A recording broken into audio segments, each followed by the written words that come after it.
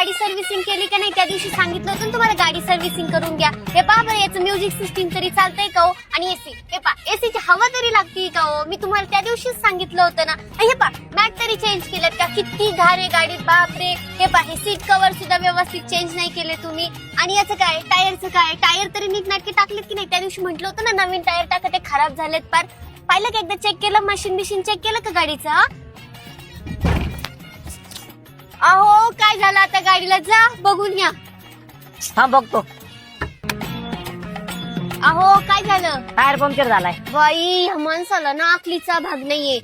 गाडी पंक्चर करून ठेवली. अरे आता माझी चुकी का ती? मग काय माझी चुकी का? मी पंक्चर केली का गाडी? हा करू राहिलो ना 5 मिनिट काम. किती वेळ? तेच काम करू राहिलो ना. काय टाइम टू टाइम सर्व्हिसिंग करता येत नाही का? मागच्या वेळेसच तुम्ही 15-20 हजाराचा खर्च केला होता ना गाडीला. माझ्या पप्पानी हुंडात गाडी दिली, ती सुद्धा नीटनाटकी सांभाळता येत नाही तुम्हाला.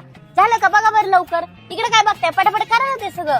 हो काय झालं? काय मदत करू का? हा एक मदत करा, 10 मिनिटं फक्त हिच्या सोबत गप्पा मारा, मी लगेच टायर बदलतो.